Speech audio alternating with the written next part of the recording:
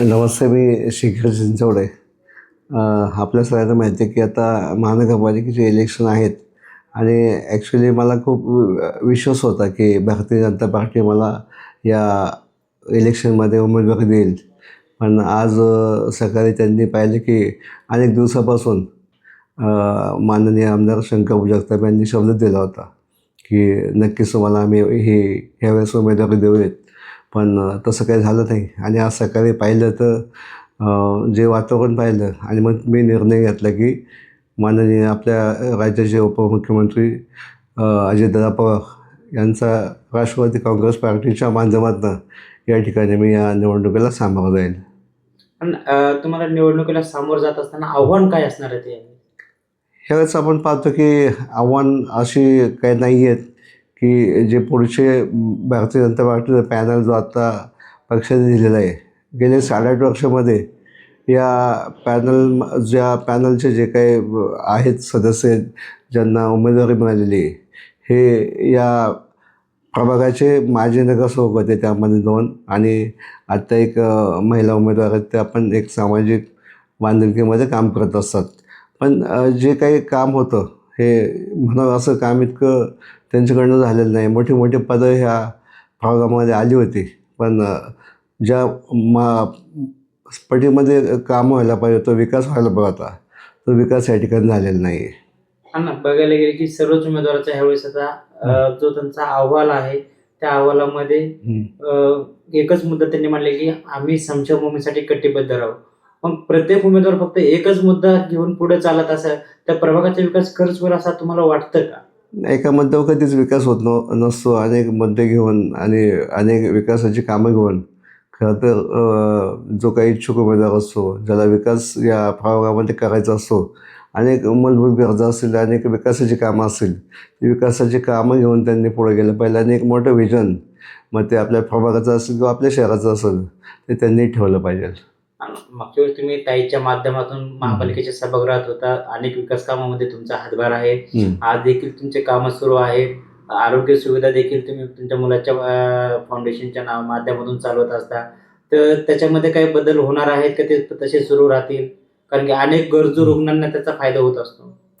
नक्कीच आपण पाहतो की शिक्षण जितकं महत्त्वाचं तेवढंच आपल्याला आपलं आरोग्य या ठिकाणी महत्त्वाचं आहे आणि आमचा जो भाग आहे, एक सर्वसामान्य कुटुंब या भागामध्ये राहत असतात आणि त्यांना ह्या मेडिक्लेम असतील किंवा बाकीच्या गोष्टी ह्या सुविधा त्यांना ॲक्च्युली त्यांच्या आर्थिक परिस्थितीमध्ये परवडत नाही आहेत आणि म्हणून वायसनसारखे हॉस्पिटल असतील, महापालिकेची अद्ययावत अशी हॉस्पिटल आहेत, त्या ठिकाणी त्यांना तो उपचार केला जातो.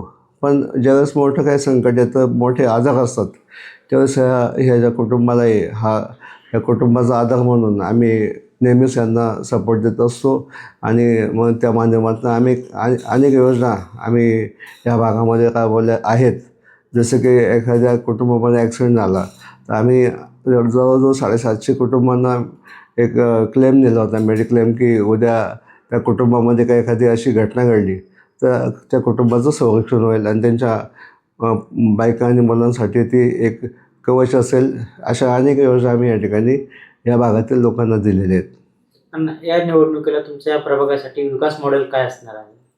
खरं तर हा आमचा भाग आपण पाहतो की सर्वसामान्य जनता या ठिकाणी राहते. त्यामध्ये बेकायदा बांधकामांचा हा जो भाग आहे की जो आता महापालिकेमध्ये विलीन झाला आहे, ह्याच्यामध्ये अनेक कॉलन्या आहेत, तर त्या कॉलन्यांचा विकास व्हावा.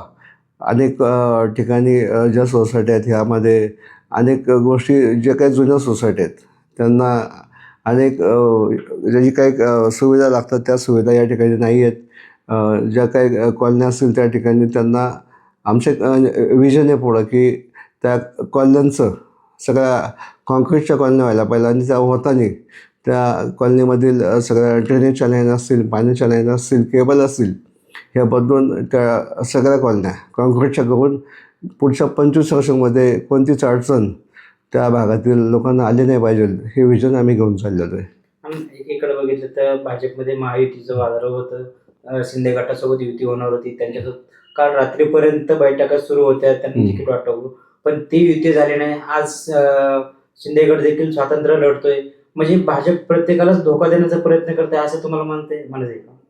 नक्कीच ज्या विश्वासानं महायुती झाली होती, मग त्यामध्ये भारतीय जनता पार्टी असेल, राष्ट्रवादी काँग्रेस पार्टी असेल किंवा शिंदेसाहेबांचा शिवसेना पक्ष असेल, ह्यांच्या माध्यमातून हे जे राज्याचं युती सरकार चाललेलं आहे.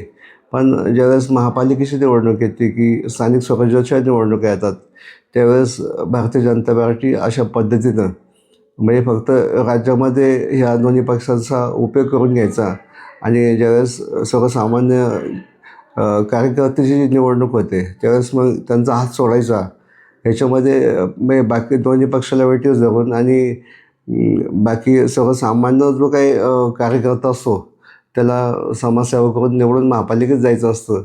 त्यावेळेस नक्कीच ह्या गोष्टी अडचणीच्या होतात आणि एक चांगला माणूस जो कष्ट करतो, जो कार्यकर्ता निष्ठेने काम करतो, त्याला न्याय मिळत नाही.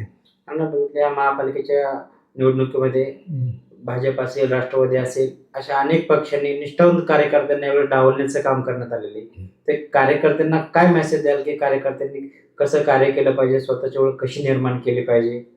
खरं तर हाडाचा कार्यकर्ता हा समाजसेवा करत असताना ज्यावेळेस लोकसभा आणि विधानसभेच्या निवडणुका असतात त्यावेळेस तो म्हणजे खूप कष्टाने आपल्या नेते असतील किंवा आमदार खासदार असतील यांना निवडून देण्याचं काम तो करत असतो. आणि ज्यावेळेस त्याची स्वतःची वेळ येते त्यावेळेस नक्कीच जी निष्ठेने जे चांगलं काम पक्षाचं करत असतात ह्या कार्यकर्ता नक्कीच अडचण निर्माण होते. आणि आपण पाहतो की भारतीय जनता पार्टी ही बाकी पक्षातील ताकदीचे उमेदवार ज्यावेळेस पक्षात घेते आणि फक्त संख्या जास्त निवडून यावी आणि सत्ता यावी, सत्ता या महापालिकेत यावी म्हणून ती त्या ठिकाणी नक्कीच जो निष्ठावंत कार्यकर्ता आहे त्याला बाजूला ठेवते आणि एक अन्याय या ठिकाणी त्या सामान्य कार्यकर्ता होतो.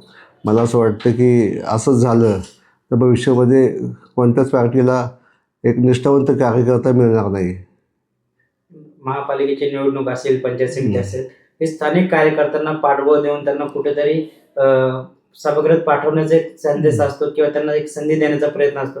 पण या संधीमध्ये निष्ठावंतांना संधी न देता आयात उमेदवारांना यावेळी संधी देण्यात आलेली भाजपमध्ये देखील. आपण पाहिलं की मागच्या आठवड्यामध्ये एक 8-10 दिवसामध्ये 22 राष्ट्रवादी काँग्रेस पार्टीचे जे काही आजी माजी नगरसेवक होते हे भारतीय जनता पार्टीमध्ये आले आणि त्या प्रभागामध्ये जे जुने भारतीय जनता पार्टीचे जे काही निष्ठावंत कार्यकर्ते होते यांच्यावर तो अन्याय झालेला आहे की फक्त 125 पार किंवा 100चा नारा देऊन भारतीय जनता पार्टी एक निष्ठावंत जे पार्टीचे कार्यकर्ते आहेत यांच्यावर त्यांनी अन्याय केला आहे असं मला वाटतं. या निवडणुकीमध्ये भाजपला याचा फटका बसू शकतो? नक्कीच असं झालं तर फटका 100% बसणार आहे. का तर ज्यावेळेस आपण पाहतो की लोकसभा विधानसभेमध्ये ज्यावेळेस कष्ट करून त्या कार्यकर्त्याने त्याला एक अपेक्षा असते की महापालिकेला किंवा स्थानिक स्वराज्य संस्थेमध्ये निवडणुका होतील आणि मला महापालिकेमध्ये एक नगरसेवक म्हणून जाण्याची मला संधी मिळेल. पण असं होत नाही आहे आणि त्यामुळं भविष्यामध्ये कोणत्याच पार्टीला चांगला कार्यकर्ता मिळणार नाही. फक्त निवडून येण्याची क्षमता तुम्ही फक्त मसल आणि मनी पॉवर आपण जर पाहिली तर सर्वसामान्य जो तळागाळातील कार्यकर्ता आहे हा ह्या पक्षापासून लांब जाईल. पाहायला गेलं तर 1992 ते 2017 पर्यंत राष्ट्रवादी काँग्रेस पार्टीची महापालिकेवर सत्ता होती. त्या काळात अनेक विकास कामे झाली. पण या 2017 ते आता 24 पर्यंत चांगले कामं झाले नाही. अशा पालिकेमध्ये भ्रष्टाचार झाला. अजितदादांनी 2 सभेमध्ये बोलताना बोलले. त्या सर्व गोष्टीकडे कसे पाहतात आणि यावेळेस राष्ट्रवादी काँग्रेस पार्टी जास्तीत जास्त उमेदवार निवडून येण्यासाठी काय प्रयत्न असतील? गेले 25 वर्ष आपण पाहतो की महानगरपालिकेमध्ये माननीय अजितदादा यांच्या माध्यमातून चांगली कामं झाली. पण जी कामं आत्ता ह्या 2017च्या निवडणुकीनंतर महापालिकेमध्ये व्हायला पाहिजे होती ही कामं झालेली नाही आहेत. आणि त्याचीच खंत म्हणून आम्ही या ठिकाणी पुन्हा एकदा राष्ट्रवादी काँग्रेस पार्टीमध्ये आम्ही या ठिकाणी आलो आहेत आणि आम्ही त्याच पक्षाच्या माध्यमातून महापालिकेत निवडून जाऊन जी काही राहिलेली कामं आहेत किंवा जो शहराचा विकास थांबलेला आहे हा आम्ही भविष्यामध्ये या सगळ्या गोष्टी आम्ही पुढे जाऊन हे विजन आम्ही या ठिकाणी घेऊन महापालिकेत ही निवडणूक लढवत आहोत. प्रभागातील मतदारांना काय आव्हान कराल? प्रभागातील मतदारांना माझं विनंती आहे की एक चांगला माणूस जो की एक चांगलं विजन घेऊन जाईल आणि चांगल्या पद्धतीने जो या प्रभागाचा विकास करेल आणि या शहरामध्ये हा आपला जो प्रभाग असेल हा कसा सगळ्यात चांगला होईल. आणि एक इमानदार हाडाचा कार्यकर्ता ज्यावेळेस महापालिकेत कोणतीच अपेक्षा न ठेवता जातो त्यावेळेस नक्कीच ह्या महानगरपालिकेमध्ये चांगले नगरसेवक निवडून गेले तर मला असं वाटतं की ह्या शहराचा विकास झाल्याशिवाय राहणार नाही.